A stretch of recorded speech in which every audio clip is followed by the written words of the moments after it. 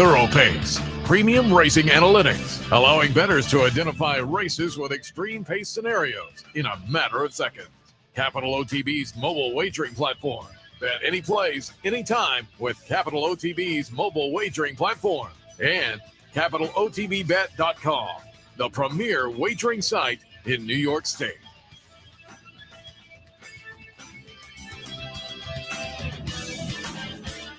Good morning, ladies and gentlemen. Welcome to the Handicappers Report alongside Seth Merrow. I am Anthony Mormino on a rainy Saturday, which doesn't seem to be anything new. We certainly wish all the best for all the people down in the New York City and greater area. If you were surprised to learn early yesterday morning that Friday's card had been canceled, Saturday's has been pushed to Sunday. If you went on social media, you probably had never seen anything like that in our part of the country. 9 inches of rain at Kennedy Airport.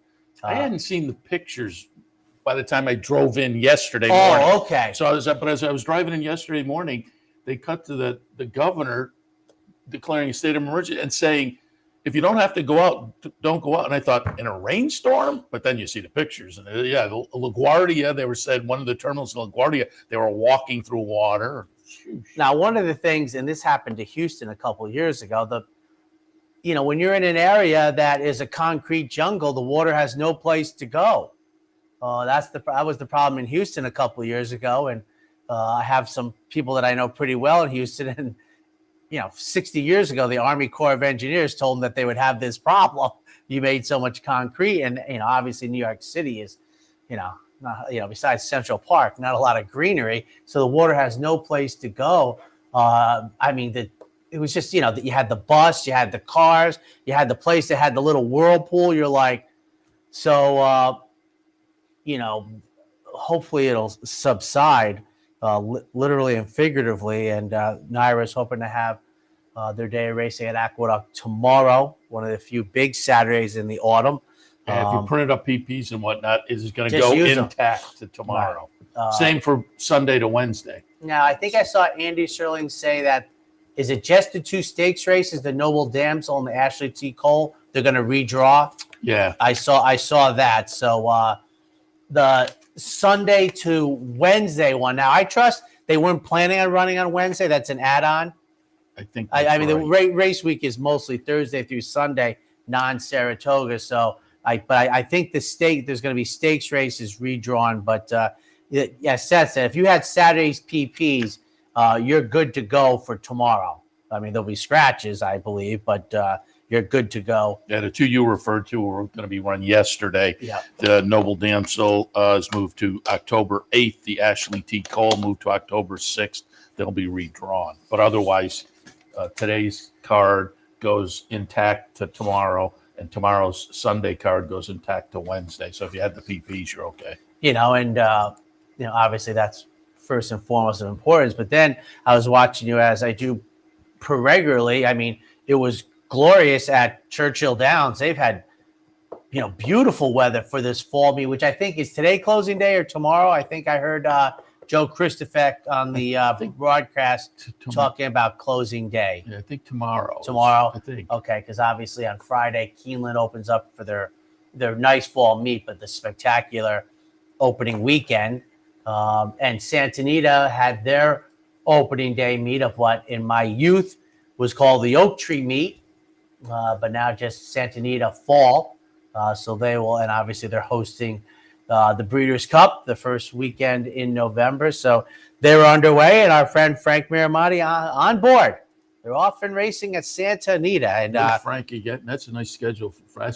He is. Spent a little time with Frank closing day at Saratoga. I was walking out, and he was in the paddock bar, so I went to say goodbye to him and whatnot. And he said, "Hey, have a buy your beer." And he was at the table with some other people.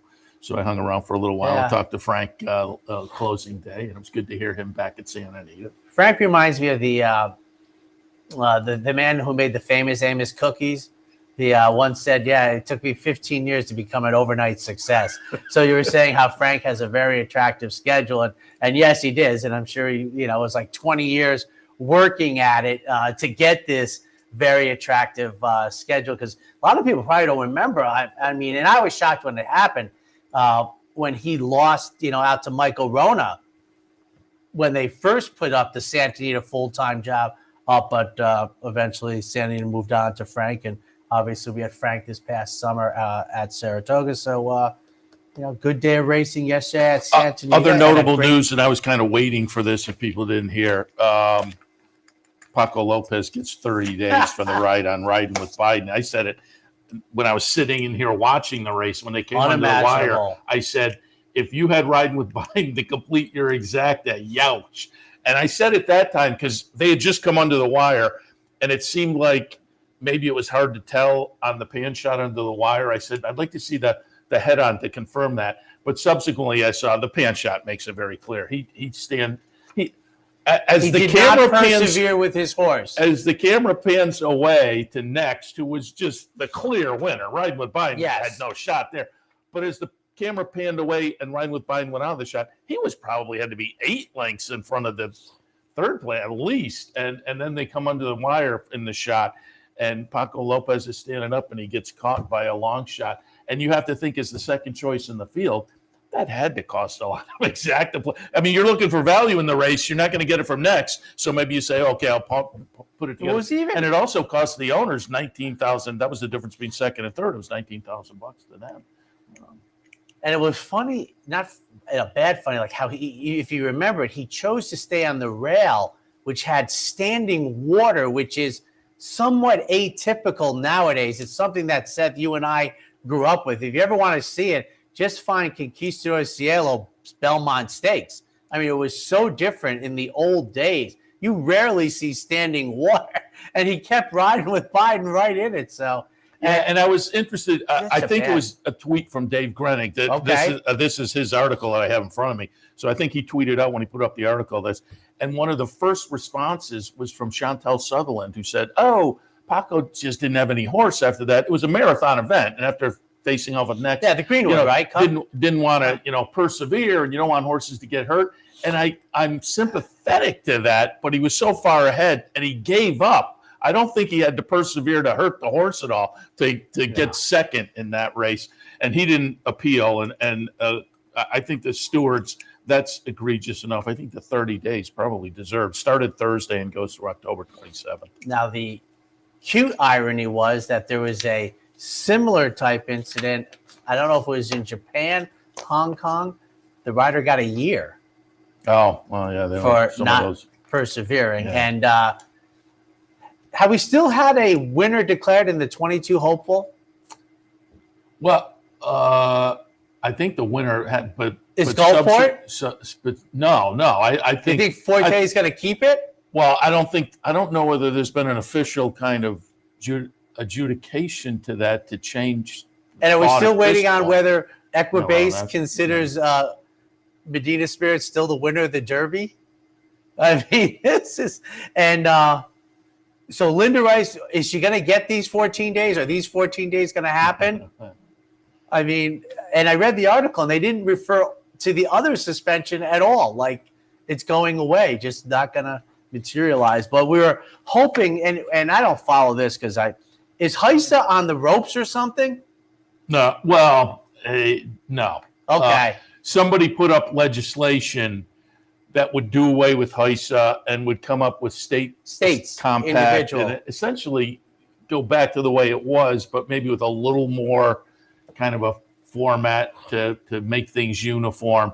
But from what I read, the chance of that legislation passing at this point, with them trying to get a budget and what I read is that stands no chance. All right. So particularly with McConnell being from Kentucky, being behind Heisa, it's there. He's pretty strong to get his will there. Heisa, but for folks who aren't familiar, there was a push to move Heisa out. We'll see. It's just fun. I mean, it slays me. I mean, this, and I said, remember I said to you, I said the Gulfport people it doesn't matter to any of us, but the Gulfport people who were runner-up in the hopeful, it means a lot of money to them because standing him as a stallion, it doesn't appear as if he's going to win a grade 1. And that's just very important to the first 5 years of your stallion career being a grade 1 winner. So they are following it like this. So I don't know if we'll ever have it adjudicated, but good luck to that. But Santa Anita, a great day of racing as, the world has become these, 5 weeks out from the Breeders' Cup. Saturdays are big days, and that's the day that it falls to me today with Naira canceling. And speaking of Santa Anita and California racing, notable as well, the Turf Paradise news that came out a couple days ago, yesterday, I guess it was. What is it? It's been purchased, I guess, with somebody who maybe is committed to racing, which is good news because it was going to close. And with Golden Gate it just seemed like racing west of the Mississippi, certainly out in that western part of the country, was going to be in a rough spot because it's tough to have islands out there. I mean, you think of the East Coast and just look at the past performances on any given day at any of these East Coast tracks, and you see New York has some horses from Laurel, and Laurel has some horses from New York, and they kind of interchange. And when you're that island out there, which Southern California was kind of going towards, but it sounds, now I will say, you read the article and he is like, I'm going to put millions into it. And over the years, I think we've seen enough of this to know I'm going to take a wait and see approach. Until his accountant sees his plans. It'd be like, you have 250 about acres in Phoenix, Arizona, and you want to run horses. He is developing some kind of retail. So I'm. That's the Santa Anita Gulfstream Park model. That's kind of what I wondered. Which might be an interesting idea. But again, it sounded, you read the article, and if you took it on face value, it's like, wow, this is nice for Turf Paradise in that area and maybe horse racing in general. But again, we've seen enough of the kind of pie in the sky. I mean, there was just within the last year and a half or so, there was the promise of a track in Western Massachusetts. And that seems to have I think it's just hard, Seth. I think, it's sad, hard. Because the numbers never add up for the owner. I mean, eventually the accountant, he says to you, what are you, Fruit Looped? This is like, how do you become a horse racing millionaire? Start as a billionaire. It's like, and I tell you one thing. I mean, I thought about it as a teenager, and I've been there. I don't understand how Turf Paradise didn't work. You got a major metropolis. They run at the right time of the year. I thought it was great, but it's never gotten traction. It has always been a, quite honestly, sea-level track. And you're thinking, well, in the wintertime, you have Gulfstream and Santa Anita. It seems to me as if there was plenty of room. Now, remember, you have no turf racing at Oak Lawn Park. And we see how important turf racing has gotten the last 40 years. And there was Phoenix sitting, all the turf racing you want, best weather. But we'll see. I hope so, because I do enjoy it. And obviously, every track that closes, it's just never good, good. All right, Santa Anita, though, opening day yesterday, so they're back in action. A big weekend ahead, and with Belmont at Aqueduct on the sidelines, we'll toss some Santa Anita with their nice stakes card into the mix. A little bit later on, I'll take a look at Churchill. Oh, coming up a little bit later on. What do you have? On Racing Across America, Howard Kravitz from the HHH Racing Podcast this week. Met him this summer? They went over the Pick 5 at Santa Anita a couple nights ago. So I thought, hey, I'll call him in. And so we'll go through the sequence and get some of his thoughts on that sequence. And then a little bit later on, Dave Rodman from Laurel. Laurel has a nice stakes card. I heard his voice yesterday in the kind of fun. First floor. Yeah. Now, when you get Howard, I don't know if you saw it, but this is amazing in 2023. It would have been amazing 20 years ago. Apparently, Santa Anita's tote company didn't get the word that they changed the Pick 6. So they posted yesterday a carryover. Now, if you didn't watch Santa Anita yesterday, there was no horse outside of the third choice in the wagering that won. So there is no chance in Southern California it wasn't hit. But because the tote company still thought it was a jackpot Pick 6. So how do you just put that? So the data they put out was completely wrong. The Pick 6 was crushed yesterday at Santa Anita, but they had a $40,000 carryover. So I don't know how that worked its way out. But how do you And if people don't know, Hey, Hank, they we're changed. going to have the old style. Yeah, they changed their menu to go back to a $1 traditional Now- pick six, and they also have a $3 The turf one. turf pick three. That's supposed to be the last 3 turf races every day. The takeout's a little rough there. And it's a $5 minimum, I think. Three. $3 minimum? I'm pretty Okay. sure. 3. So, Yeah. but I just was laughing. I mean, I don't play the pick six. It doesn't affect me, but it's just like, can we get did you get the memo? And I also heard cryptically, I don't know what's going to be on the December 26th Santa Anita meet about the pick six, because they have cryptically been saying this meet. They haven't said that Santa Anita. The article I read also said they wanted to tie it into wagering that would be on Breeders' Cup weekend. So I'm sure they maybe, do. Well, I mean, tied in like strategically, we're going to have the same wagers they're offering. Yes. So yeah, I don't. But why would I don't see him changing back. I think the jackpot has become, because Delmar I think is now kind of looking to be more. So is Gulfstream like the place where that's the bet? Yeah. As like well, the pick six is always, Churchill does is it a a little bit jackpot? differently, but All right. they have it. well, I'm a trifecta player, and they don't change those rules too often. No. But All right, opener Oh. today at Santa Anita State. Bred optional claimers, non-winners are one other than. They're scheduled on the turf at 3/4 of a mile. and I'll tell you this: when they changed this a couple years ago, so they could run 6 furlongs on dirt. I think it's on turf. Excuse me, is a home run for Santa Anita. Now, a couple quick things. Yesterday was opening day. They had the rails out at 20 feet. Now, unlike New York, Santa Anita does this regularly. I do anticipate the rails being down today because it's a big day. So check that out. You know how I am about the rails being up at the teletimer, but they ran one day with the rails out at 20 feet. They were putting up sensational times, but I'm expecting the rails to be down today. They have shown that for their stakes racing.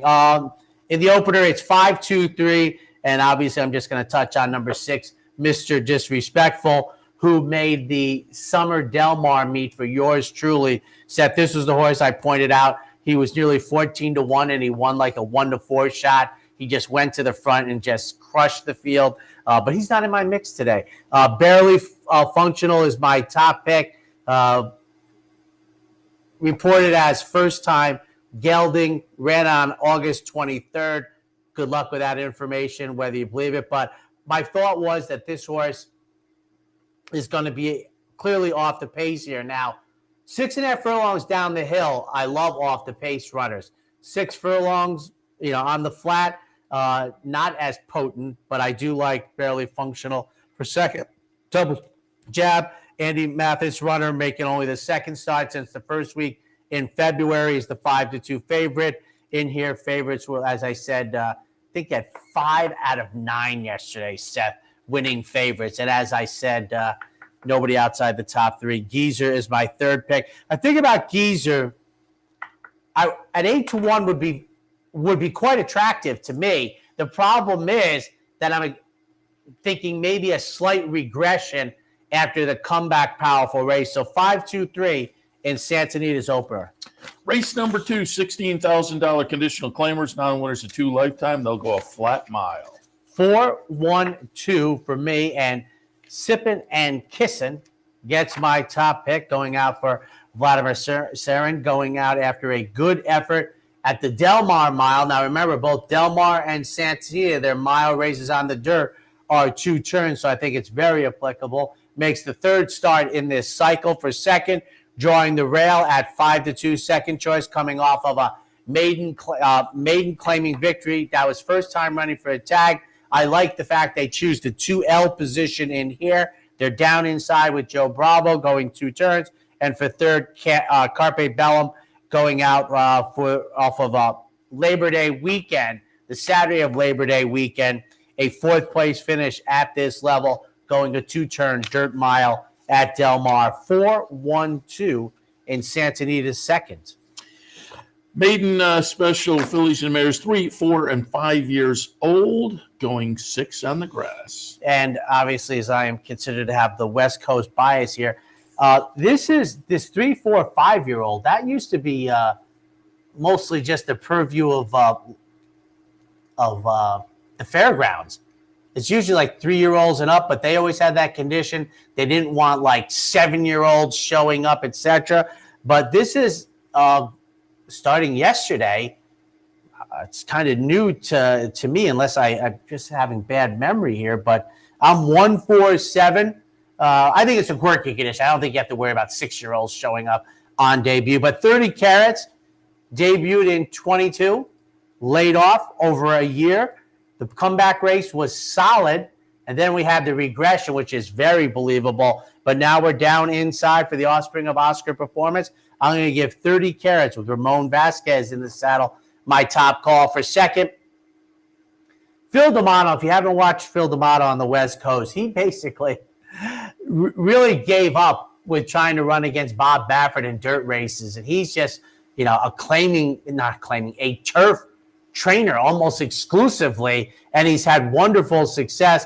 Northeast Star is 7-5 on the morning line, coming off of a beaten back-to-back favorite rolls at Del Mar. And for third, number 7, Spain Moonlight, Phil D'Amato's other runner, who is 8-5 on the board. Second time U.S. takes the blinkers off this time after a horrendous United States debut, 1-4-7. Fourth race this afternoon. These are maiden special 2-year-olds going 6.5. And I don't know if, if this was supposed to be one of those, nice maiden special weight races that they have on December 26th and that they have on Pacific Classic Day. But I thought there's a couple of first-time starters here that the board is going to help. It's 4-6-2 for me.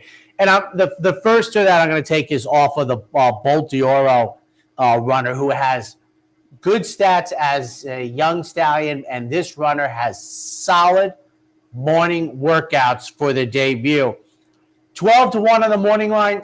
I think the board is going to help us out very much about 5:30, because this is a case where with firsters, if this horse is dead on the board, maybe I have the wrong horse, but it seems hard to believe that this horse is going to be 12-1 now. Seth, you have John White on, probably going to have him on in the next month. He is the morning line odds maker all the time at Santa Anita. I believe so. So he's very good at his job, folks, and he had a good day yesterday, and so he has 12-1 here, so we'll see. Tejon Pass, Peter Miller's runner, at 15-1, ran very well on debut. That price is gone. This runner is 9-5 on the morning line with Mike Smith back in the saddle. The offspring of Justify certainly could go on and break the maiden in the second career start, but I think you're going to receive all the worst of it on the board. And for third, now this I like. This horse lost on debut as the favorite, and I see very little chance will be the chalk here in the fourth race. Is 5-2 on the board. Juan Hernandez, JJ Hernandez, he had 3 yesterday on opening day, including the opening daily double. So 4-6-2 in the fourth. You talk about Justice Delayed, and your top pick there, Bolt at Midnight, trained by Mick Rees, bred by Mick Rees, who owned Bolt d'Oro. And I looked while you were talking, because it was just a couple of weeks ago. He's still trying to get Justified disqualified Santa Anita Derby from this 2018 Santa Anita Derby, so Bolt d'Oro can get. And this sounds funny. I think the real thing that it will not matter, but the thing about that was, we're Justified to be disqualified. I think he would have been ineligible for the Kentucky Derby. Yeah. So it's never going to play out that way. Trust me. It's never going to play out. I mean, I think it's about money for him, and that's the American way, but the fallout from that is so great. I don't know what they would do. I don't think they could do anything. They just have to shrug their shoulders and say, well, like when bettors, when the DQ comes down 6 months later, it's like, so they're not going to take it away from Justify. But I've always felt that's the extra hurdle he's climbing, is that, except he's in a court and what do they care? Yeah, exactly. Yeah, I really think he could win. They could redistribute the money, but nothing else would change. It wouldn't matter that Justify would be ineligible for the Derby. Then you wonder. Then the 21st horse would be like, how do I get it? So it's just not going to Fifth at Santa Anita, optional claim or non-winners are 1, a mile on the grass. Somebody should run a website on outstanding adjudicated matters in horse racing. Boy, 326 for me. Mile races at Santa Anita, and as I said, it's funny if you're not used to New York. I expect the rails to be up for one day and to come down. Lakota Spirit for Phil D'Amato and Juan Hernandez. If you don't follow Southern California closely, Juan Hernandez is he's not the Irad Ortiz, but he's like the Jose Ortiz for them. This is a top flight jockey, and I think sometimes until they get into the Triple Crown Series or Breeders' Cup Day, we miss them, but he is way up there. Second start since April. I love the comeback race at Del Mar. Was a 7-2 favorite off that long layoff, but I think that layoff is going to set her up very nicely for this offspring of Curlin. Lakota Spirit 4-1. I'll be intrigued to see that price. As I said, Phil D'Amato, who by the way is a USC guy. For second, Impact Warrior. Phil D'Amato's runner that's going to attract so much attention. Ran third in the Del Mar Oaks. Now, I'm intrigued to see where the Del Mar Oaks goes from here because the winner was Anna Zett. Short price winner, was a dominant winner who received the Moses parting of the Red Sea perfect trip in the Grade 1 Del Mar Oaks and is, in training. That could be a solid race, the 3-year-olds going forward. And Impact Warrior, owned by a friend of mine, Martin Schwartz, had a lot of good runners. His big thing is he's got a guy in Europe, picked off a lot of good horses, brought him to America. Chad used to train his horses. And for third, number 6, Patty Gallagher, sends out this runner. Second time United States after a good United States debut. Very intriguing entry-level allowance race, 3-2-6. All right, let's take a break. The first break of the morning. We'll come back. We'll look at Santa Anita some more a little bit later on Churchill Downs. Stay tuned. I'm Seth Merrow, and as serious horse players, we know that information is critical when placing a bet. With live streaming of more than 30 tracks, race replays, free past performances, and daily picks from professional handicappers, no one gives you more up-to-the-minute information than Capital OTB. Combine that with the best player awards in New York State, and you have everything a serious horse player needs to be successful. Win more with Capital OTB. Winning starts here. Capital OTB is now streaming live on Roku. The RTN Racing channel on Roku lets you watch OTB TV live through your Roku device or your Amazon Fire Stick, rather than being limited to computers and mobile devices, which means you can now watch OTB live wherever you are. Simply open Roku, scroll to find the RTN channel, then click on OTB TV. OTB TV on Roku. Try it now. Birdstone is an outside threat. They're coming down to the finish. Can Smarty Jones hold on? Here comes Birdstone. Birdstone surges past. Birdstone wins the Belmont Stakes. In front, but here comes High Chaparral. High Chaparral, the defending champ, to take it to Fall Brown. These two arch rivals head to head with Joe Hart bearing down on them. It's going to be a 3-horse photo finish to the turn. Here's the wire. Photo finish.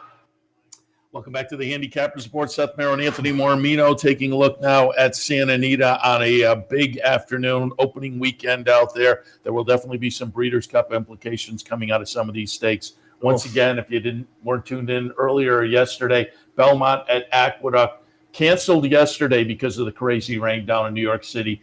And today's card was postponed. So there's no racing in New York today, but today's card is moved to tomorrow. So with no New York racing again, Santa Anita a little bit later, I'll look at Churchill. But this upcoming 6th race kicks off a late pick 5 that will include the stakes action. It's a mix of stakes, and there's, I think, one non-stake in here, the 7th, but a lot of nice stakes in this pick 5 sequence, including race 6, the Santa Anita Sprint Championship, Grade 2 event, $200,000, 3/4 of a mile. This is the old ancient title, and if you remember going back, if you've been on board as long as I have, when Groovy went out to Southern California and as a 3-year-old won this race prepping for his first Breeders' Cup failure.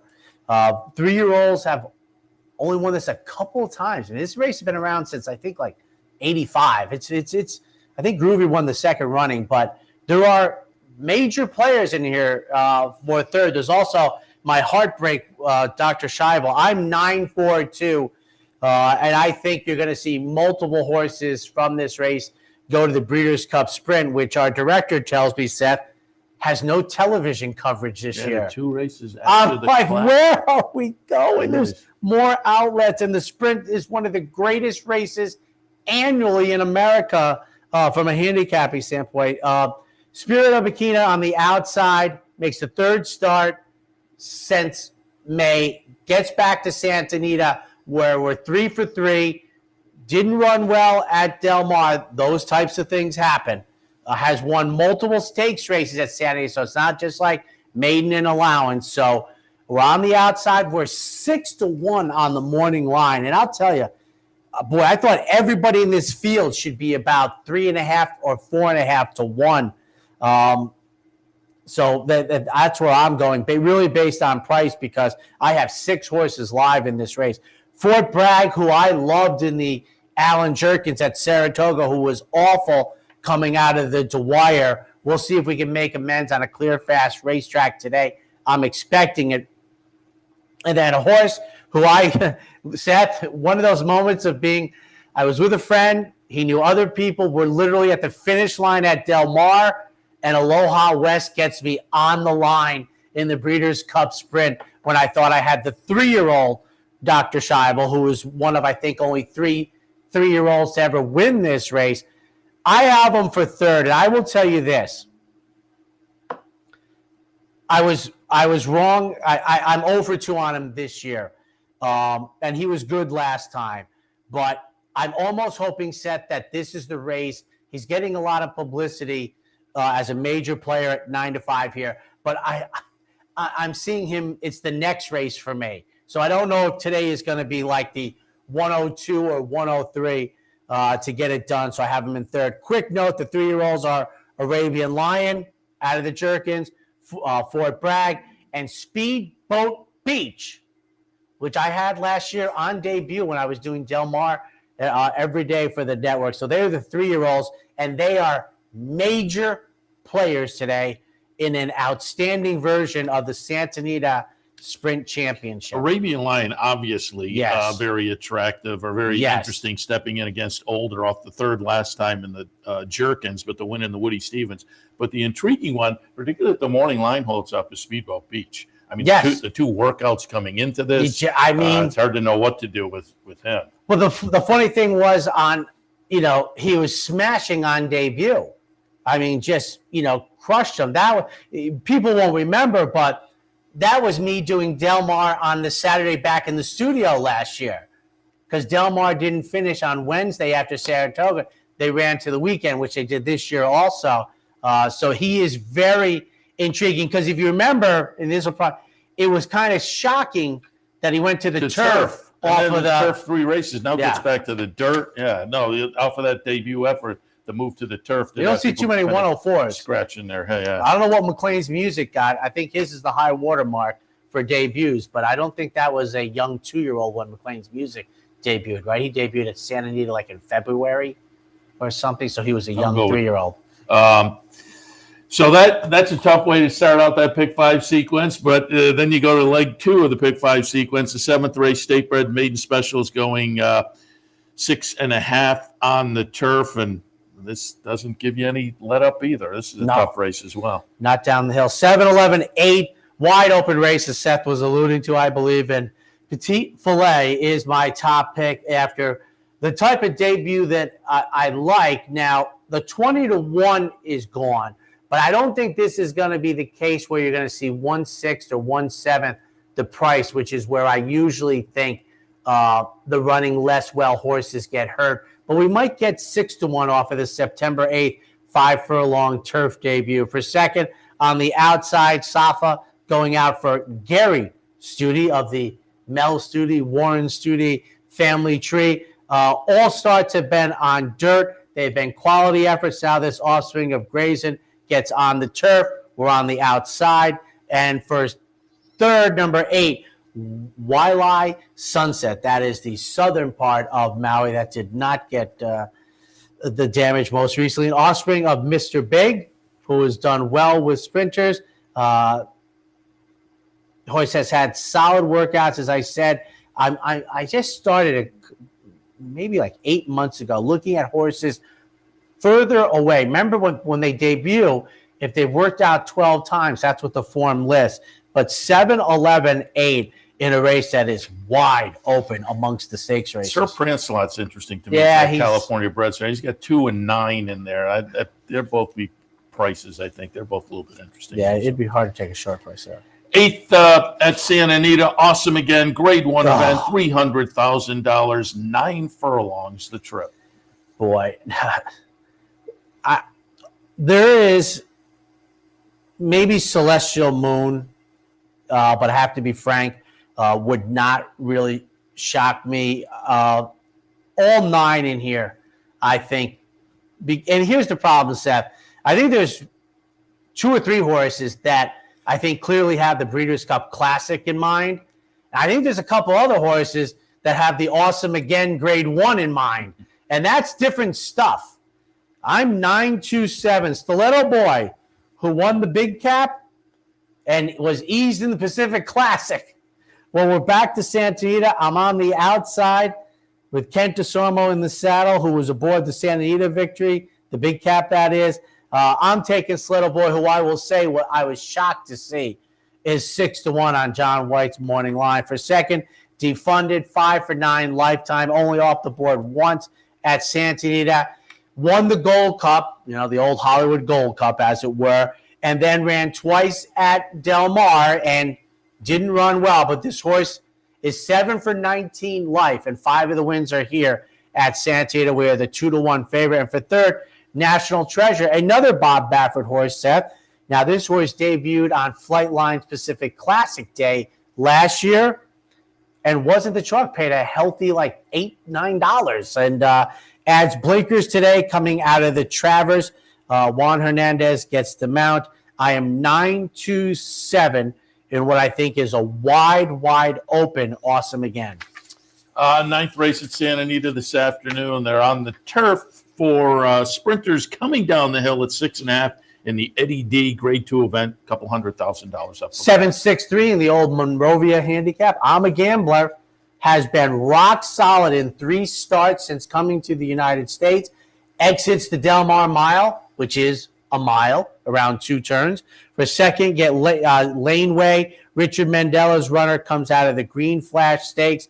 I think a prep race for this effort in the brilliant hands of Richard Mandela. Second start since late January. And for third, number 3, Sumter, 763. Remember, this 6.5 is down the hill, which I love. 10th and final. Ever tell you a quick story about that? No. There's a red light. I think it's Colorado Boulevard. There's a red light. And if you don't know what's going on, and you're at the red light and it's right timing, there's the fence. Now, if you've ever seen it, the starting gate is almost up against the fence. So I'm sitting there, and the horses are coming around. I'm like, because it's so odd, that configuration, that it goes away from the racetrack, but it goes right to a street, a very popular street at Santa Anita. Oh, just funny. I was looking up, I go, I guess they're running right now. 10th and final, the City of Hope Mile, Grade 2 event, couple $100,000, as noted in the title, a mile on the grass. The old Oak Tree Mile, the old Colonel Keister, 279. War at Sea is one of my favorite plays of the day today. Big price in here for Ron Ellis. Comes out of 2 races at Del Mar off of an 11th month layoff. I think this race is going to hit War at Sea right between the eyes.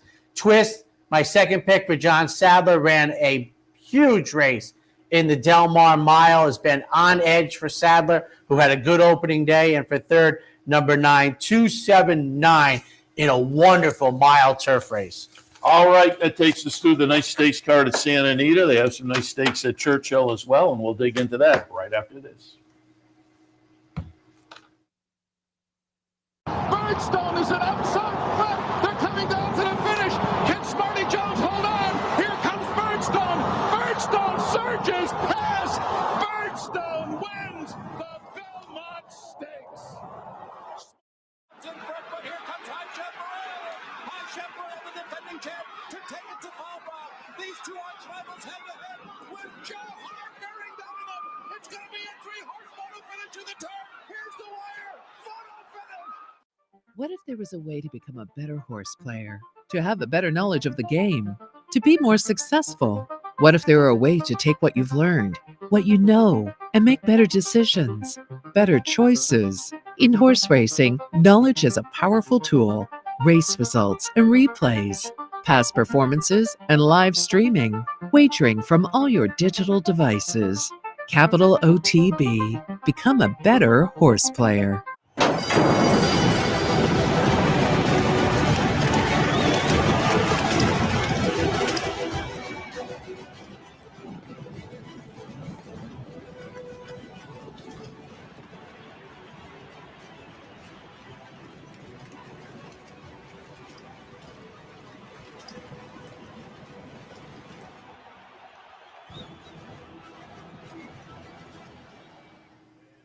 Welcome back, ladies and gentlemen. Turn our attention to Churchill Downs on their closing weekend. Keeneland will open up on Friday. The opener, mile 16th on the turf, 3-year-olds and up, fillies and mares. 1, 7, 8, and 5. Major Fed on top. Just taking a class drop that looks to move this horse forward. Hasn't been running that well. Finishing position-wise, the numbers stack up with this group. And again, with the class relief, I think they're just getting realistic. Greg Foley with Tyler Gaffleone on board. Again, with the class drop, that should be very beneficial. What a Country, though, I think is going to be live in here. Draw a line through the turf race last time. It seems like an experiment, and now they're back and where they should be on the dirt, and where they should be, I think, also kind of price-wise. The horse has been at this price level for a couple of races in the last few starts, and both of those were decent efforts. So at 8-1, I think this horse intrigues. And then in the third spot, number 8, Cool Rags, who ran an okay third in a similar event last time. The number kind of regressed a little bit. The number 2 back was better. I'll look for kind of let's meet in the middle on the number and the finishing position here, and I think stacks up competitively with this group. 1, 7, 8, and 5. On to the second race. Claimers in for a 2L, going 6 on the dirt. 5, 3, 2, and 4. Dear Lady steps in for a tag for the first time. First couple of races made specials, then was in some optional claimers, but not in for the tag. The last 2 in allowance events, the last time on the turf, and it's another one of those where I'm going to draw a line through the turf experiment. I think Ken McPeak getting back to the right surface and getting realistic with the class level, and I think both of those will move the horse forward this afternoon. Dear Lady on top, Sparkle of Hope. There are some back numbers that are pretty good. The last couple of races were okay. They weren't spectacular.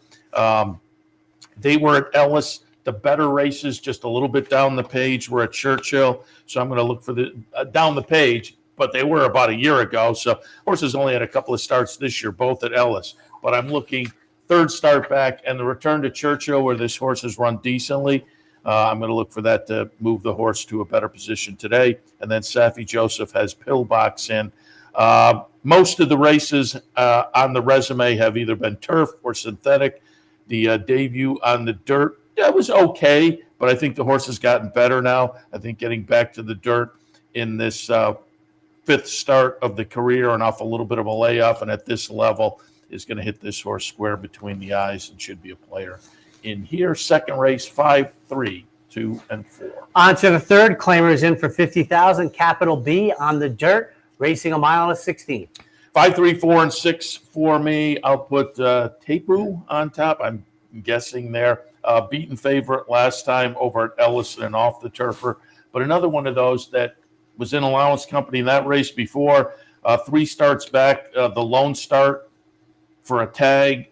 That was a win. I think getting back in for a conditional tag today gets this horse to a much better position and hopefully the winning position.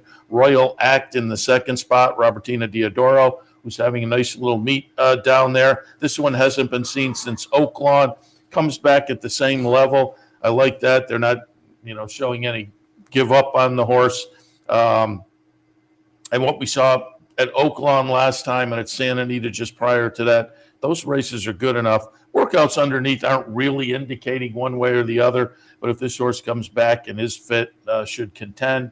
And Trey Souls in the third spot, been racing on the turf most recently, but was claimed. Joe Sharp off the claim, gets back to the dirt. The dirt races on the page, at least some of them, are okay. Tyler Gaffleone on board attracts my attention as well, and it's 6-1. I think the horse will be a player in the third at Churchill. 5, 3, 4, and 6. Tyler having a great meet. On to the fourth race. We have allowance non-winners at 2L, running what has been very few races on the turf at a mile. 6, 5, 2, and 4. I'm going to put Legal Titan on top. Comes in off a try at Kentucky Downs in a stakes race. 12-horse field, finished 5th, so finished in the top half of the field. The race before that, though, the Maiden Breaker over at Ellis on the turf attracted my attention. This horse probably has to step forward a little bit. I didn't think that was out of the question. I thought it was a competitive field, and this horse to me just seems to be maybe moving in the right direction and primed for a good try at the mile here today. Ham Sandwich in the second spot. Also coming in off a try at Kentucky Downs. It was a little bit disappointing. I think getting back to Churchill on the turf, or getting to Churchill on the turf, will be a nice tonic for this horse. Nice little workout coming in. It wasn't a bullet, but it was third best of 72. I think the Ken McPeak runner is a player. And then Value Engineer going out for Mike Maker. Maiden Breaker is what I'm looking at. The Maiden Breaker over at Horseshoe Indy was good enough to make this horse probably the one to beat. But like a couple others I've talked about already, went over to Kentucky Downs and faltered a little bit. It's just a funny track, and I'm going to draw a line through that one and go back to the Maiden Breaker. Fourth at Churchill, 6, 5, 2, and 4. On to the fifth, 2-year-old fillies on the dirt, racing the 1-turn mile. I'm going to take a little shot in here with the Violence first-time starter, 5, 10, 3, and 8. Thorny by Violence from Ken McPeak. 12-1 on the morning line. I thought a couple of the workouts indicated this horse may be live in debut. Ken doesn't necessarily have him cranked up on debut, and that concerns me a little bit. But I just looked at the rest of the field, and I didn't think those that had run were any kind of world beaters. And at the other first-time starters, there was nothing that was necessarily jumping off the page at me. But I do like Violence as a win-early type. And as I say, some of the workouts were good enough to think this one could be live in debut. My favorite girl, second-time starter from Ken McPeak. And again, this is more Ken McPeak's kind of thing. Go out, get a run under the horse, and then the second one maybe be a little more cranked up. And with the experience under the belt, my favorite girl looks very playable. And no risk it, no biscuit for Tommy Amos. This is a third-time starter from Omaha Beach. Stretches out to a mile after a couple of sprints up at Saratoga. And all of that may have this horse in a good spot. Third start, the stretch out, still a 1-turn, but it's a 1-turn mile off a 6 furlong, a 7 furlong, first and second start. Could be very interesting in here today at a 5-1 morning line. So for me, 5, 10, 3, and 8. One of the few Omaha Beaches that didn't run big at Saratoga. One more before the break. Claimers 2L on the dirt, a mile and 16. 8, 3, 6, and 4. I'm going to put Timely Prospect on top.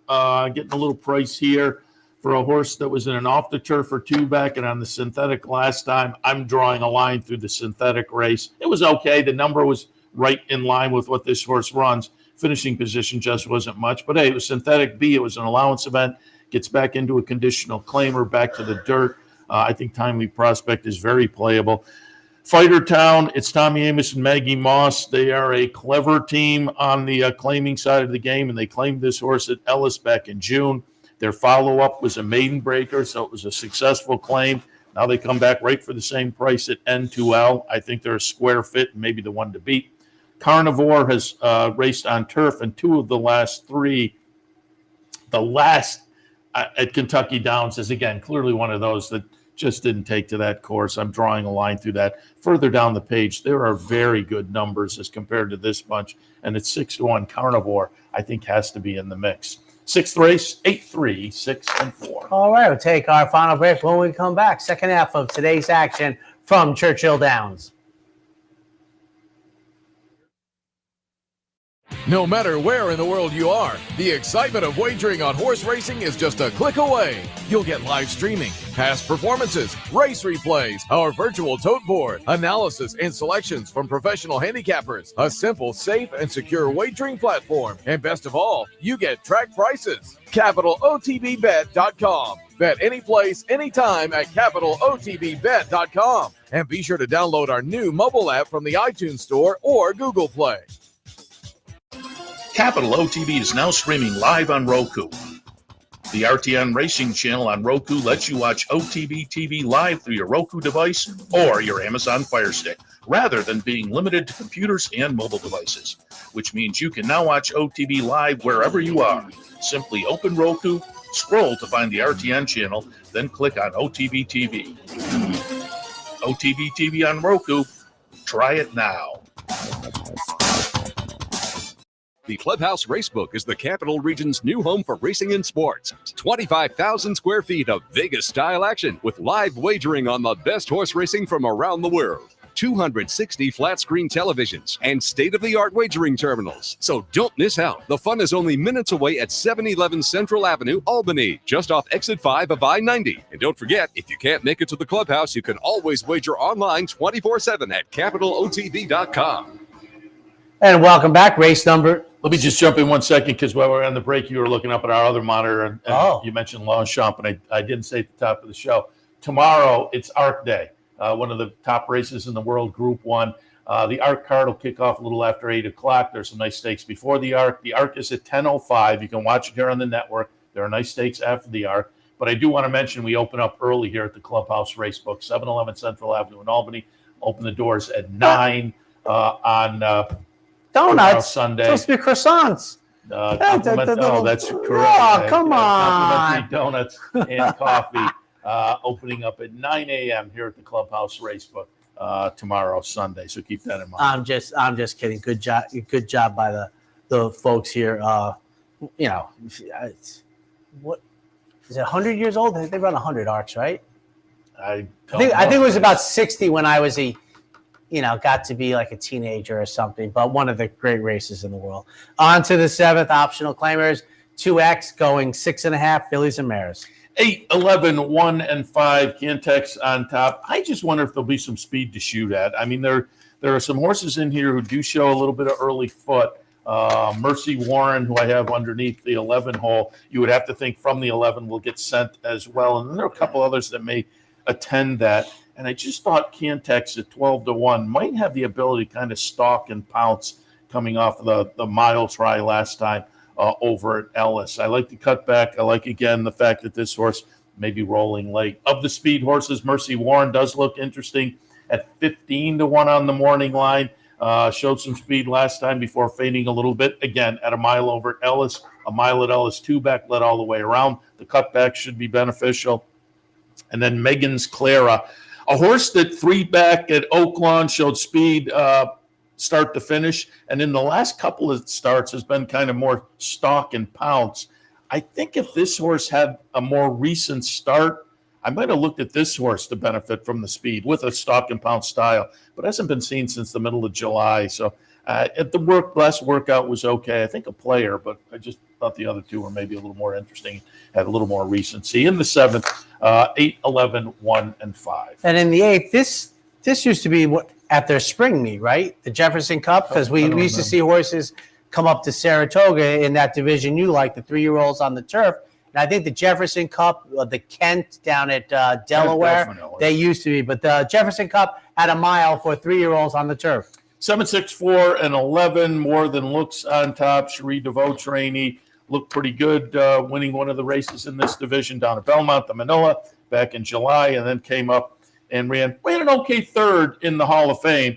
And what kind of steps out a little bit, ran third to Carl Spackler, who for me, maybe at the top of this subdivision at this point. Which, by the way, I should say, and you've carried the water for this division. This might be one of the finest years for that division. I don't know how they'll do in the Breeders' Cup, but for the United States horses, this seems to be a cut above the 3-year-old turfers. Yeah, I think you may be right there. But again, the third behind Carl Spackler, who came back to win, I think flatters. The workout in the middle of September, the Bullet, says this horse probably holding form. I'll go with More Than Looks on top. Smoky Mandate comes out of a third in a stake over at Kentucky Downs, broke the maiden two-back at Indiana, Horseshoe Indy. So that was a tough ask. Maiden special into a Kentucky Downs stakes race worth $1 million. And so the third place finish there got this horse some experience at stakes, and it is Mike Maker. And then in the third slot, Noises off a nice win to break the maiden at Kentucky Downs last time. But the last two seem to have done in a fashion that says Noises off might be an interesting fit in here with Tyler Gaffleone on board. In the Jefferson Cup, 7-6, 4, and 11. And you might not remember this, Seth, but the ACAC used to be the opening day of that November meet they had. And I think it was a 7.5 furlong, one of the few 7.5 furlong dirt stakes races in America, the ACAC. I'm going to go 3 techniques, 3, 5, 4, and 2. 3 techniques on top off a couple of nice wins, most recently including the Nehrude at Belmont. And it's hard to go past that race, and you put the two together. They took most of the summer off, but they come back with some nice workouts in tow. Zozos in the second slot. This is, I believe, the morning line favorite. No surprise with 3 triple-digit buyers in the last 4 starts. But the Island last time, beaten as a short-priced favorite, kind of made me scratch my chin a little bit and move this one down to the second spot. Stage Raider for Cherie DeVoe off a nice stakes win at Ellis in the last start. A best effort with Stage Raider right in the thick of things. And again, 6-1 on the morning line makes that one kind of attractive. In the ninth, the ACAC, 3, 5, 4, and 2. And in the 10th, race started a couple years ago, the Grade 2 Lucas. 4, 9, 5, and 7. I had to go back to Rattle and Roll. I debated off of the Jockey Club where it's just inexplicably did not seem to fire. But I looked at the Blame. This horse gets back to Churchill where the horse won the Blame so nicely back in June. I'll look for Rattle and Roll to rebound. But it's a tough and fun race. American Revolution on a best effort. The New York bred for Todd Pletcher can be a real player in here. Although, like the top pick, the last race was a little bit disappointing. Trademark comes out of a close-up second in the Island last time for Vicky Oliver. And Vicky Oliver, to me, is always a little bit intriguing at a price down at Churchill. So I thought that one was worth considering in the mix as well. In the 10th at Churchill, 4, 9, 5, and 7. And wrapping it up on the turf, maiden special weights going a mile of 16th. Really competitive race here. I jump into this without a lot of confidence, but I'm 6, 7, 8, and 5. Elegant Trip on top for Rusty Arnold off what I thought were a couple of decent starts at Ellis and an off the turfer and at Kentucky Downs on the turf. Again, I thought both of those were good enough that third start, if we get back to those, we're in the mix. If we move forward, even better. Brigade Commander in the second spot for Dallas Stewart. Tends to be heard from late, and I think that'll be the game plan again today. I think if Brigade Commander is a player, it will be in the lane, and I think it's possible that works out nicely today. And then off the last start, Metallurgic for Mike Maker, Florent Giraud on board. Same team got a decent little third place finish last time over at Kentucky Downs. Maybe benefits from that. I have it in the finale at Churchill, 6, 7, 8, and 5. And just a quick note, in case you missed it, Aqueduct is canceled. They're going to run Saturday's card tomorrow. Sunday's card is going to be Wednesday. We hope the weather completely subsides down there. Where they are racing, a terrific day of racing at Churchill Downs and at Santita at Laurel. You're going to have Dave Rodman on racing across America. So there aren't as many great Saturdays in the autumn leading up to the Breeders' Cup in the New World, but this is one of them. I said the other day when I was doing the show, we all think, boo-hoo, Saratoga. Well, things will get back to fun at Breeders' Cup. But really, almost every weekend since Saratoga has had something going for it somewhere, and this weekend's no exception. I think the one gap is after next weekend, there's no action for a month. Because everybody's basically done, and you go forward. And, the old, forgetting that Proud Truth won off of a week, he won the Discovery on Saturday. It used to be 2 weeks out. going back, it was 2 weeks out and boom, etc. But when you brought up Groovy earlier, it got me thinking, because I had Tony Kalo on Sunday, and we talked about the two-year-old stakes races they ran Monday at Finger Lakes. And Bob Baffert had a starter in one of those stakes. And I said to Tony, I looked up last night. I wonder if Bob Baffert's ever started it. And subsequently on Monday, one of the articles came out that was his first starter. But I had gone around looking, and I thought maybe the New York Derby. But then I thought, what about that old Breeders' Cup race they used to run at the Finger Lakes? And Groovy won in addition to that. So Groovy has a win at the Finger Lakes. For the bonus points, can you give me the jock? Because Angel chose not to go to the Finger Lakes. I would go with somebody like Jeff Fell, maybe, or something like that. I'm just taking I'm taking a guess at the era. It had to be that long ago. Well, I think it was 87, and Cordero stayed. I think Cordero rode Broad Brush in the Suburban that day in New York for Dickie Small. But I think Julio Pazua rode Groovy up there. And if I remember correctly, Groovy didn't crush him. Oh, I think Groovy got pushed to the mat. Chart. I was just looking at a list of winners. But that was a good guess on you where it would be. All right, he stays, I go. Ladies and gentlemen, have a great Saturday at the races. Yeah, Cordero.